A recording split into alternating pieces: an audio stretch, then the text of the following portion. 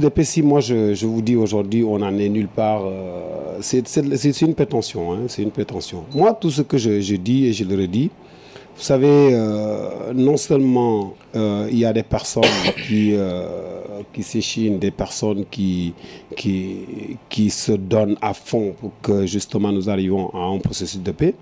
Il y a d'autres qui sont là, c'est-à-dire nous-mêmes, Casamanciens, nous sommes là à tirer à boulet rouge sur certaines personnes, ce qui fait qu'on crée une cacophonie inutile. Et moi, je crois que, oui, d'accord, il faudrait que tout le monde donne son point de vue. Il faudrait que tout le monde dise exactement ce qu'il pense, que tout le monde dise comment il a vécu cette crise. Mais je crois qu'il est quand même temps qu'il y ait beaucoup plus de conscience que de paroles. Parce que, vous savez, moi, je crois qu'aujourd'hui, pour que ce processus puisse prospérer, il ne s'agit pas de faire le bilan de telle ou telle personne qui était engagée dans le processus de paix. Parce que moi, intimement, je me dis que toutes les personnes qui sont engagées dans le processus de paix l'ont fait vraiment en toute fiabilité, en toute responsabilité. Et donc, comme toute œuvre humaine, hein, c'est jamais parfait. Moi, je vais vous citer quelqu'un comme Robert. Si vous entendez pas mal de polémiques à son sujet. Et moi, je crois que Robert mérite mieux que ça. C'est quelqu'un qui a compté et qui compte encore dans cette vie politique du Sénégal. Il a beaucoup apporté. Robert n'a pas eu de jeunesse. Il a, comme Bruno, hein, ça dit, voilà des gens qui ont consacré leur vie à la nation. Mais c'est sûr que c'est des êtres humains. Il peut y avoir du bon, il peut y avoir du moins bon, mais nous, surtout nous, Casamanciens, nous ne retenons généralement que des erreurs ou des égarements que nous jugeons. Et puis encore, généralement, quand on dit des égarements, on n'est même pas certain. On n'est même pas certain parce qu'on n'a pas tous les arguments pour pouvoir juger quelqu'un. Donc c'est ça le problème. Ça déjà, ça mine le processus de paix. Mais si nous parlions tous d'une même voix, c'est vrai que c'est utopique d'avoir la prétention de vouloir faire dire tout le monde la même chose. On n'en serait pas là. C'est comme je l'ai dit aussi pour César Atoute. Aujourd'hui, je pense que le processus gagnerait à ce que César s'exprime. Il faut qu'il s'exprime. Parce qu'il y a eu des événements tellement douloureux qui sont passés dans cette Casamance, mais jusqu'à présent, César, on ne l'a pas entendu.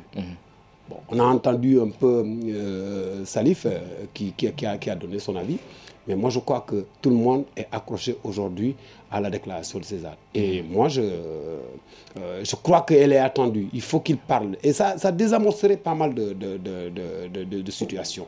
César, moi comme je l'ai dit, hein, moi j'ai beaucoup de respect pour des gens comme ça, des gens qui ont un idéal. César a un idéal et il a cru en cet idéal et pendant des années il a poursuivi cet idéal. Moi, Xavier, peut-être que je ne peux pas vivre dans les conditions frugales dans lesquelles il vit depuis pratiquement 40 ans.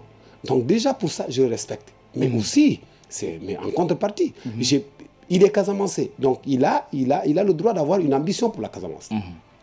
Moi aussi, je peux avoir une ambition pour la Casamance. Et je crois qu'in fine, nous gagnerions tous à nous asseoir autour d'une table pour que chacun avance son argumentaire, argument comme un contre-argument, et on arrive à là. C'est ce qu'on appelle le processus de paix.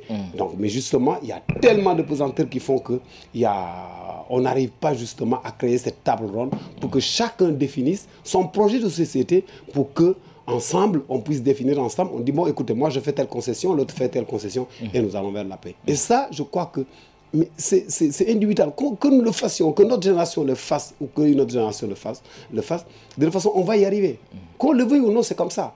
Mais maintenant, moi, ce que je ne voudrais pas, c'est qu'aujourd'hui, César, tout comme moi, nous disparaissions, hein, tout comme un autre de cette génération-là disparaît, et que nous laissions justement un problème. C'est-à-dire que c'est même la perception des personnes par rapport à l'histoire. Il vaut mieux être bien perçu. Si Mandela aujourd'hui a eu cette renommée, c'est parce qu'à un certain moment, il s'est dit, attends, ça ne sert à rien de continuer dans la contradiction. Je vais faire des concessions, et il a fait des concessions les plus grandes. Donc voilà. Donc pour revenir à votre question, c'est-à-dire où en est le processus de paix, je constate que tout comme vous, vous disiez tout à l'heure, je suis quelqu'un qui connaît non, la crise, je ne crois pas qu'un Casamancé pourrait dire qu'il connaît la crise mieux que quiconque. Parce que la crise, non seulement elle est discrète, elle est sournoise, elle est silencieuse. Effectivement. Et c'est en ce sens qu'elle est violente. Voilà. Et vous avez dit que